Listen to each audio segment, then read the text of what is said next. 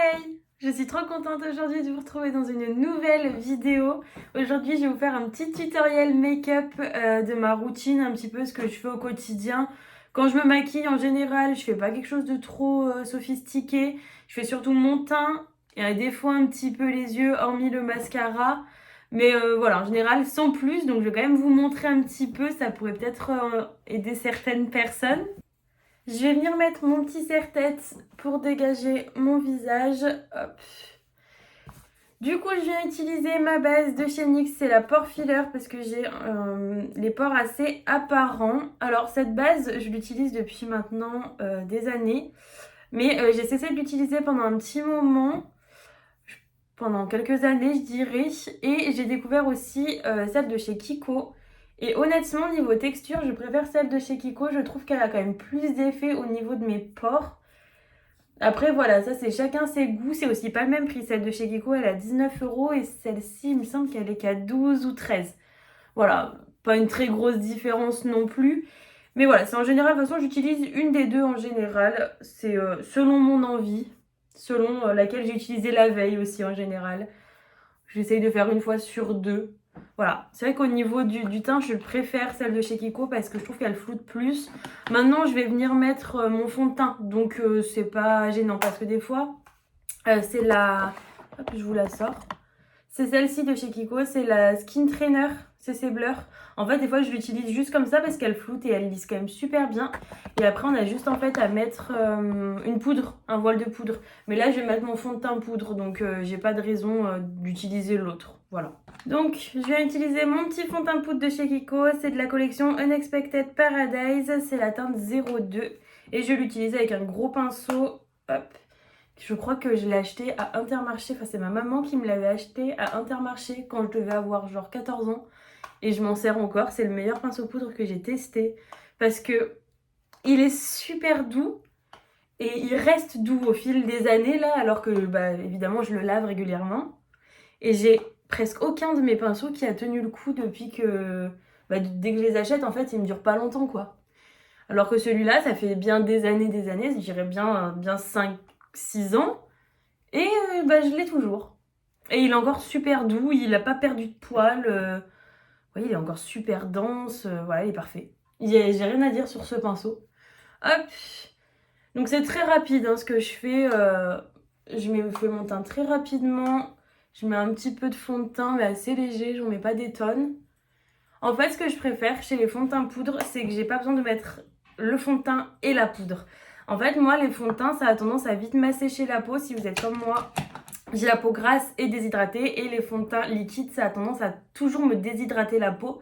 Alors, je sais pas pourquoi, mais ça me déshydrate toujours la peau. J'ai toujours les petites stries et tout ça. Et c'est pas joli, en fait. Donc, je préfère utiliser les fonds de teint poudre. Ça m'assèche pas du tout le visage. Ça reste toute la journée, en fait. Parce que j'ai la peau assez grasse, mais pas trop non plus. Donc, moi, ça bouge pas.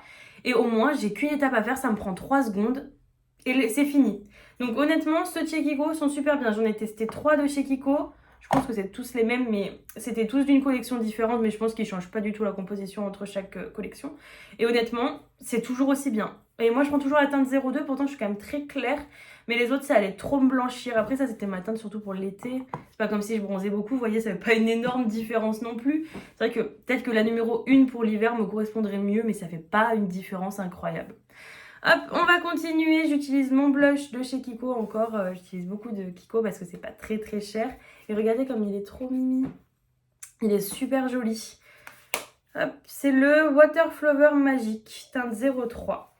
Hop, je me rappelle pas du tout l'avoir testé celui-ci. Parce que vous voyez, il est tout nickel, tout neuf. Alors je pense pas l'avoir déjà testé au niveau de la pigmentation. Ah. Donc il a aucune pigmentation. Ouais, c'est léger, hein, c'est très très léger. C'est pas très... Ouais, je suis pas très très très fan. Non, c'est... Moi j'aime bien quand le blush il se voit, mais là, je suis pas super fan du résultat, du rendu. Alors, je sais pas, je vais allumer. Ouais, c'est ce qui me semblait. Je voulais allumer la lumière de mon miroir, mais elle sert à rien du tout.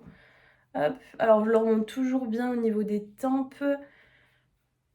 Ouais, je suis pas hyper fan du résultat. C'est dommage parce qu'il était vraiment beau, je pense qu'il avait du potentiel, mais non, je suis pas fan de peut-être de la couleur, je sais pas trop. C'est pas... Non, je suis un petit peu déçue. Ensuite, on passe à l'highlighter. Alors, c'est le Super Glow de chez Natasha Denona. Alors, je l'avais eu dans le calendrier de l'Avent de Sephora l'année dernière. Mais je l'avais eu cassé alors que j'ai pas du tout commandé le calendrier de l'Avent. Je l'ai acheté en magasin et je l'ai eu quand même cassé. Et c'est pas moi sur le trajet qui l'ai cassé puisque j'avais quand même quelque chose à 120 € dans les mains. Donc, j'ai été évidemment délicate. Voilà, j'ai envoyé un mail pour signaler. Ils m'ont jamais répondu. Donc, je ne rachèterai pas celui de Sephora cette année. Hors de question, je trouve que pour le prix, s'ils sont même pas capables de nous répondre, au moins de s'excuser parce que je l'aurais reçu cassé par la poste. Ça aurait pu pas du tout être leur faute, c'est les livreurs. Après, vous me direz, ils l'ont bien reçu aussi en magasin et peut-être que c'est les livreurs. Mais au moins une réponse en fait. J'aurais juste aimé au moins une réponse, une excuse, même pas qu'ils m'en renvoient un, c'est pas grave, je l'ai réparé avec de l'alcool à 70, ça, il ressemble à rien, mais je l'ai réparé. Mais au moins une réponse en fait, et non, ils m'ont jamais répondu, donc je rachèterai pas cette année. Et en attendant, j'ai à faire mes sourcils, donc hop, je les coiffe vers le bas avec un petit goupillon, je crois que je les ai achetés sur Amazon. Je crois que ça devait être 1 € les 100 ou quelque chose comme ça, c'est des goupillons jetables, mais je les réutilise. Je vais pas les jeter parce que je les ai utilisés une fois. Et je viens utiliser en fait un petit pinceau biseauté et ma pommade de chez NYX. Alors c'est la teinte Chocolate. Ça fait un petit moment que je l'utilise. Et honnêtement j'aime beaucoup faire à la pommade. J'utilise plus de crayon. Déjà parce que j'ai beaucoup de mal à trouver ma teinte.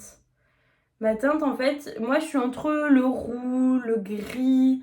Mais en même temps, quand c'est roux, c'est trop clair, ou quand c'est gris, c'est trop clair, mais le fond marron, c'est trop foncé. Je suis dans une teinte où c'est vraiment la merde à trouver.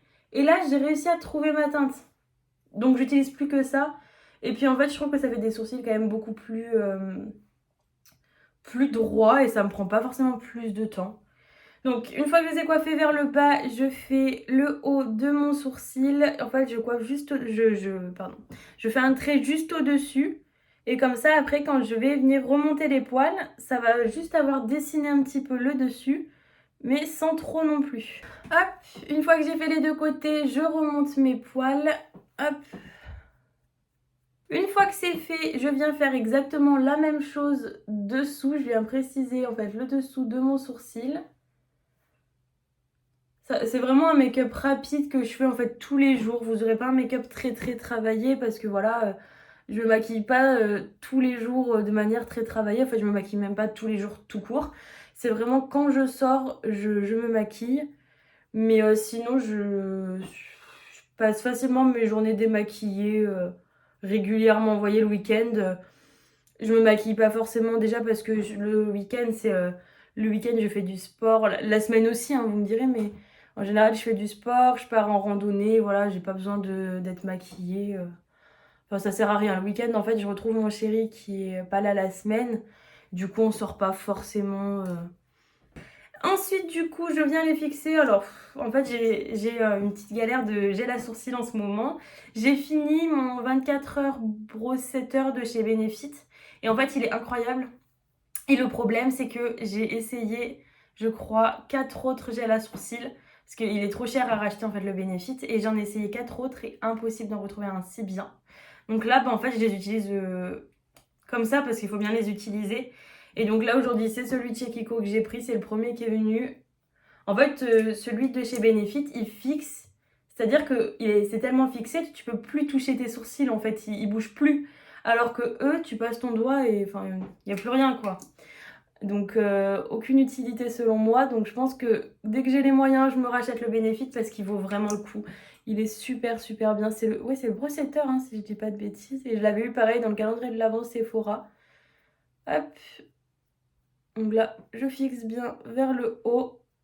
Et voilà. Bon, sourcils faits. On va pouvoir du coup passer au mascara. Mes cils sont un petit peu retombés. Et en ce moment, j'utilise le Stand Out Volume de chez Kiko. C'est celui que j'avais eu dans le calendrier de l'Avent Kiko d'ailleurs. Et honnêtement, je le trouve plutôt bien. Il manque peut-être un petit peu de volume. Ou... Je sais pas. Mais honnêtement, il est bien. Donc, je m'en sers. J'essaye en fait un petit peu de finir les produits que je commence, même si je les aime pas trop, j'essaie de trouver une alternative parce que j'aime pas du tout gaspiller. En général, de toute façon, je ne gaspille pas, je donne toujours à des amis. Alors j'y passe toujours un peu plus de temps au mascara parce que j'aime bien avoir les cils assez travaillés. Et c'est vrai que celui-ci, plus on le travaille, plus il épaissit bien les cils, donc c'est agréable. Il y en a où t'as beau le travailler, de toute façon ça ne changera rien du tout. Mais honnêtement, je trouve qu'il fait quand même un joli résultat. Vous verrez peut-être pas parce que vous êtes assez loin. Alors j'ai rattrapé des boutons en plus, mais bon, on n'en parlera pas. Mais honnêtement, le mascara est quand même super bien. On va passer aux lèvres parce que en ce moment le rouge à lèvres ça me manque trop, donc j'en mets de plus en plus, même s'il y a le masque dans la rue. Je me dis on porte pas forcément le masque, autant mettre un petit peu de rouge à lèvres. Ça fait longtemps qu'on n'en met plus, alors voilà. Comme ça je vous montre un petit peu ce que je fais tous les jours sur mes lèvres. J'utilise toujours le même combo à peu près. Je viens utiliser mon crayon, alors c'est encore Kiko. En fait j'ai beaucoup de choses de chez eux parce que voilà c'est des petits prix et puisque j'ai ouvert le calendrier il y a pas longtemps il faut que je teste des choses. Mais ce crayon là du coup c'était le Smart Fusion Lip Pencil. C'est le 504 et en fait la couleur est juste parfaite donc je l'utilise tout le temps. En fait c'est soit j'utilise lui soit le Kylie en général, le Candy K. Candy K de chez Kylie. C'est toujours un des deux en général. Et là, c'est celui que j'avais le plus proche. Donc, hop. Je viens de faire en fait le contour de mes lèvres. J'overline un tout petit peu. Mais c'est très léger. Hop, j'overline pas trop le bas parce que j'ai la lèvre plus grosse en bas que en haut. Je vais venir le tailler quand même. Et donc du coup, j'overline plus en haut pour essayer de rattraper un petit peu cette différence. Voilà. Le taille sera quand même plus pratique.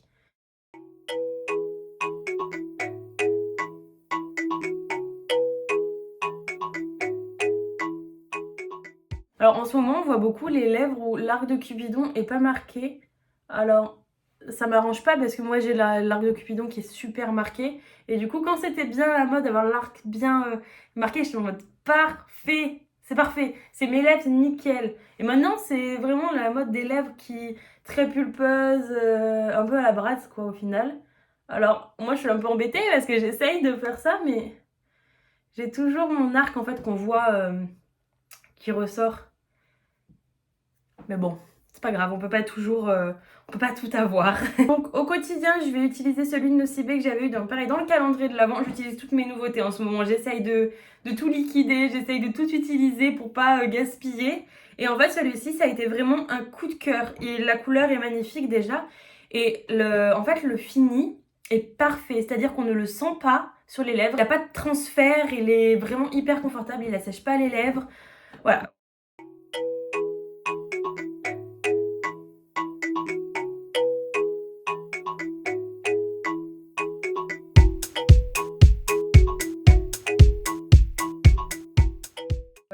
Voilà. Mon go-to make-up, il est fini. Je fais en général pas plus que ça. Donc voilà, là j'ai bien envie de rajouter un petit gloss pour changer un petit peu. C'est un Kiko de la collection Charming Escape. C'était la collection de cet été si je me trompe pas. Oui, parce que celle d'avant, c'était avec la collection printemps. Donc je pense que c'est celle de cet été. Et en fait, elle était trop belle. J'ai craqué. Et là, j'ai bien envie de le mettre. C'est la teinte numéro 3. Je mets jamais de gloss parce que je trouve que ça me va pas. J'ai l'impression que ça me va pas, mais là, il est trop beau, j'ai envie de changer un petit peu. Ouais, l'odeur est très chimique, très maquillage pour enfants. C'est pas génial. Mais la couleur est super belle. Alors, on le voit pas tant que ça à cause de ma luminosité qui est pas géniale à chaque fois. Alors, on voit pas beaucoup le fini parce que ma luminosité est pas géniale. Mais ce gloss est très joli.